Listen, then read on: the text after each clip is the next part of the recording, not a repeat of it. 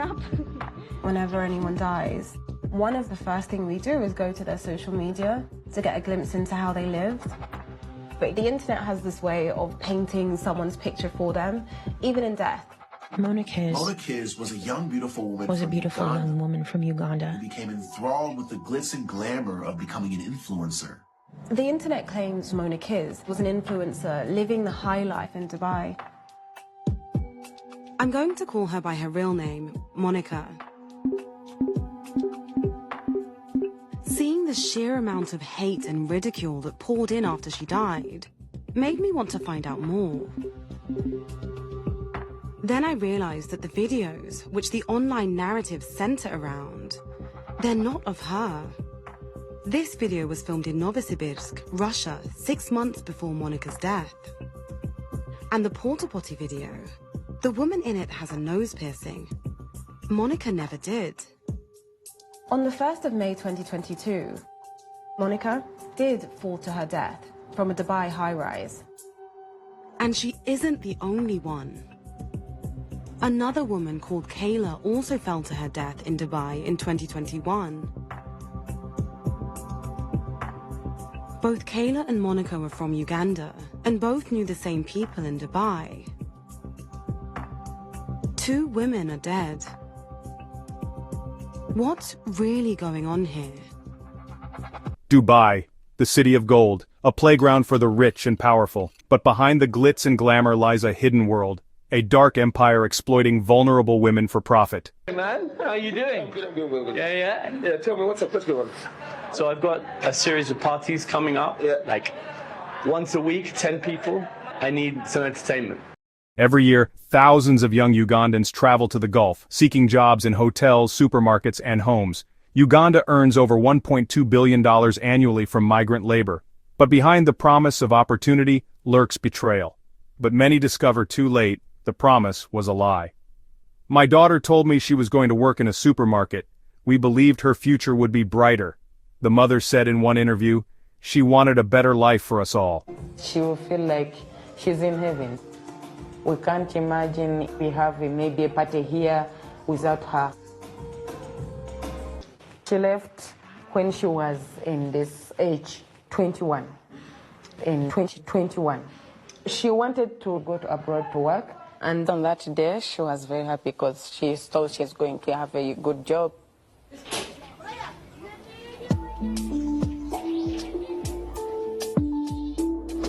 So cold. Yes, Dubai is so cold. Being in UAE, her lifestyle changed. She was going to very expensive places. You can't go in those kind of places if you don't have money. I can't believe that Monica was affording that. Someone was helping her. Maybe someone was controlling her. This dark and complex trade stands a man whose name is whispered in both fear and awe, Charles Musigwa, known to many as Abby. His story is not just one of crime, but of transformation, a journey from humble beginnings in Uganda to the shadowy corridors of international trafficking. Abby's rise is a tale marked by ambition, secrecy, and a chilling disregard for the lives he would come to control. Once Abby was just another face in the crowd, a London bus driver navigating the city's endless maze of streets. He wore the uniform, greeted passengers, and lived a life that, on the surface, seemed ordinary. But beneath that routine, Abby was quietly building connections, learning the city's rhythms, and dreaming of something far bigger. It was in London that he first glimpsed the possibilities of a different kind of business, one that would take him far from the driver's seat and into the world of high-stakes exploitation. Today, he boasts openly about his new life, a man who claims to supply women for exclusive sex parties in Dubai's most opulent districts, where the rich and powerful indulge their darkest desires. So you have to tell me which girls you want. We've got like 25 girls. They'll do whatever, like... Many are open-minded. Many can do pretty much everything. What's the normal price? Starts from at least 1K. The girls will be happy like to take 1,000. Yeah. It starts from. So the more crazy stuff they do, because they don't tell you, if you want if you want a foursome, if you want, I don't know, they can ask for more money. Yeah. Do they do Dubai porta potty as well? Sorry? Do they do Dubai porta potty stuff as well? Or no? I've told you, they are open-minded. When I say open-minded, and I will send you the craziest I have. And really, really enjoy how this one. Yeah? Okay. Should I take your number? I give you a call back. Calm, confident, and utterly unashamed, Abby moves through this world with the ease of someone who knows he is untouchable. He speaks softly, but his words carry the weight of someone who has seen and orchestrated things most people could never imagine. To him, this is just business. The women are commodities, the parties are transactions, and the risks are simply part of the game. He has built a network that stretches from the slums of Kampala to the penthouses of Dubai, and he shows no sign of stopping. For Abby, every deal is a step closer to the life he always wanted, a life of power, wealth, and respect. He sees himself as a businessman, not a criminal. In his mind, he's providing a service, meeting a demand. The suffering of the women is just collateral damage, an unfortunate side effect of a lucrative trade. He rarely looks back and he never apologizes. But for the women he recruits, the reality is far different. What begins as hope quickly turns to fear and regret. Trapped in a world they never truly understood, they find themselves isolated, controlled, and exploited. The promises of wealth fade, replaced by the harsh truth of their situation. For Abby, it's just business. For them, it's a trap from which few ever escape. How did you end up meeting this man, Abby? I met Abby in a nightclub. He asked me, could you join me? I could sustain your living. I was the operation manager. I started as a driver who could drive girls to different places, nightclubs. Abby just uses his money to pay off to different nightclub securities to allow his girls get in for work. How is Abby able to get girls from Uganda? He has boys on ground back in Uganda. He will describe the type of girl he wants them to look for. He starts communicating with the girl. He would only tell them the positive side. Then he would make them passports. For the first days, he takes them to different malls to buy them clothing, to brainwash them before he sticks them to the business. Those who would say that I'm not ready to provide sex, he would keep you inside the room until when you agree that, okay, let me work. Their only option is to be with Abby. They see rich men who look for girls that could fulfill their fantasies. I've heard about types of sex that I've never seen in my life. It doesn't matter what you go through, as long as his rich men are happy. These girls, they have no escape route. Monica was filled with hope as she boarded her flight to Dubai, her heart pounding with excitement and nerves. She had always dreamed of working abroad, imagining a future where she could support her family back home and maybe even save enough to start her own business one day. The job offer she received promised a position as a hotel staff member in one of Dubai's luxury hotels, a chance to experience a new culture, meet people from around the world and build a better life. As the plane soared above the clouds, Monica gazed out the window, watching the city lights of her hometown disappear. But the reality that greeted Monica was nothing like the glossy images she had seen online. The apartment she was taken to was luxurious, but it felt cold and unfamiliar. Almost immediately, Abby, the man who had arranged her travel, told her she already owed him $2,000. Monica was stunned. She had never agreed to such a debt, and the sum was far more than she could ever hope to repay quickly. The excitement she felt at the airport was replaced by a growing sense of dread, as she realized she was trapped in a situation she didn't understand.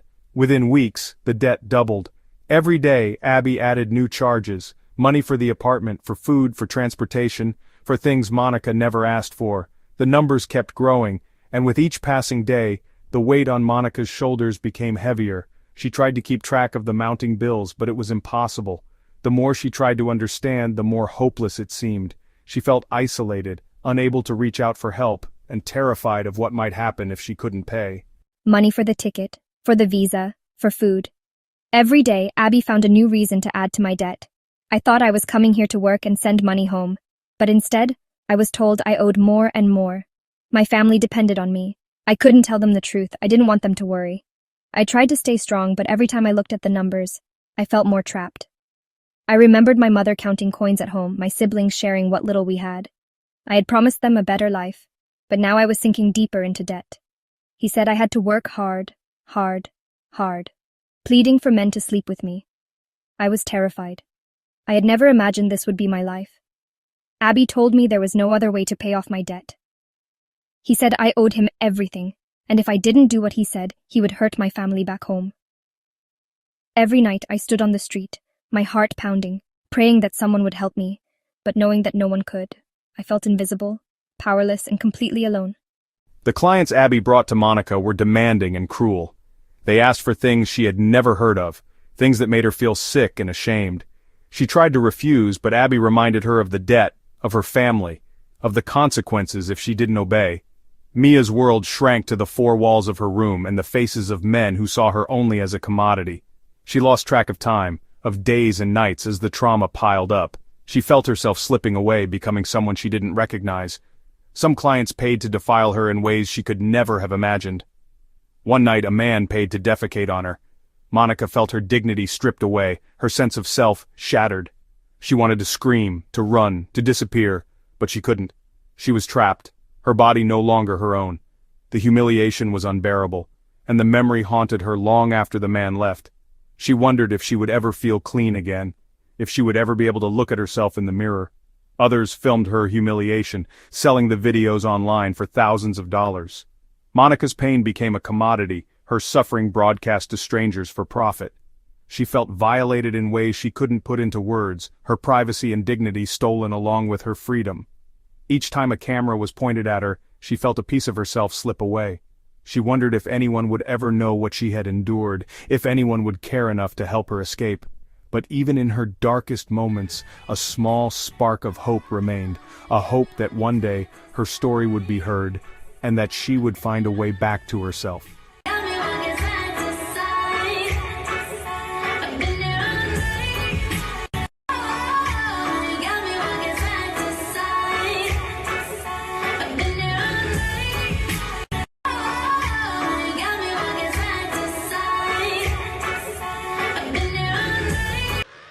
This is where most Africans live. I also used to live here. Cheryl is a blogger who knows firsthand the reality of living conditions for many Africans in Dubai. 12 people in this small space. Looking at it, it's very different from the image that we see of Dubai. It's not something we show off. No one in Uganda lives like this, even the poorest. Africans are at the bottom of the food chain for everything. Another woman once trapped in the same situation was Lexi. She says, they wanted me to cry, to scream, to run. They wanted it because she was black. Black monkeys. That is one of the terms they used. They like telling black girls to get on their knees. There was a client, I remember. He's like, we are paying you 15,000 to gang rape you, pee in your face, beat you, and add 5,000 if you eat our while we are recording you. When she called the police, they said, I did try to ask for help from the police. They'll be like, you Africans cause problems for each other. We do not want to get involved. And they will hang up. Lexi eventually escaped and returned to Uganda. Now she helps other women break free. Monique's days were filled with long hours of work, often in harsh conditions, and her nights were spent in a cramped apartment. Her debts to Abby skyrocketed to $27,000. The financial burden was suffocating, and every attempt to pay off the debt seemed futile. Abby, the man who had promised her a brighter future, now loomed over her like a dark shadow, demanding payments she could never hope to make. The bills piled up, each one a reminder of the trap she had fallen into. Monique's dreams of supporting her family were replaced by a relentless struggle to survive, and the weight of her debt crushed any remaining hope she had. On May 1, 2022, Monique fell to her death from a high-rise apartment. Officially ruled a suicide. Her family believes otherwise. The news of her death sent shockwaves through her community, and her family was left grappling with grief and unanswered questions.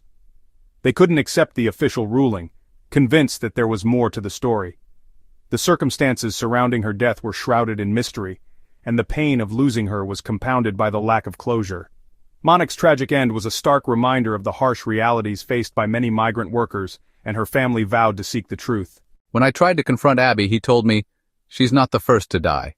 His words were chilling, a stark reminder of the power he held over the lives of vulnerable workers. Abby's callousness was evident, and it was clear that Monic's death was not an isolated incident. The exploitation and abuse of migrant workers were rampant, and Abby's indifference highlighted the systemic issues that allowed such tragedies to occur. The fight for justice seemed insurmountable, but Monic's family was determined to hold those responsible accountable. "And she won't be the last. Dubai is mine." His words echoed in my mind, a chilling declaration of his control over the city and its inhabitants. The glittering facade of Dubai masked a darker reality, where the lives of migrant workers were expendable, and their suffering was ignored. Abby's arrogance and sense of invincibility were infuriating, but they also fueled a resolve to expose the truth and seek justice for Monic and others like her. The fight was far from over, and the stakes were higher than ever. Her body was never returned. I was able to find the cemetery where Monica was laid to rest. Kayla's body was repatriated, but Monica's wasn't. She's still here, somewhere. The pain of losing Monic was compounded by the inability to bring her home and lay her to rest. Her family was left with an empty void, unable to find closure or say their final goodbyes. Investigators found she was likely buried in the unknown, a graveyard of migrants whose families could not bring them home. I remember leaving Monica's family, and one of the key things that they wanted was to know where she was laid to rest. I'm told she's most likely buried in a part of this cemetery called the Unknown. You need a police permit to enter it, which, as a journalist, is too risky for me to get. There were like hundreds, if not thousands, of headstones here. Monica might not even have a headstone. So many of these graves are unmarked. It's just sad to think that Monica ended up here. But Monica deserved more. She deserved more.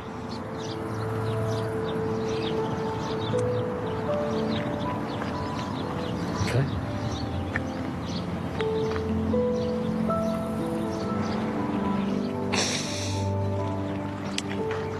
It's sad, isn't it?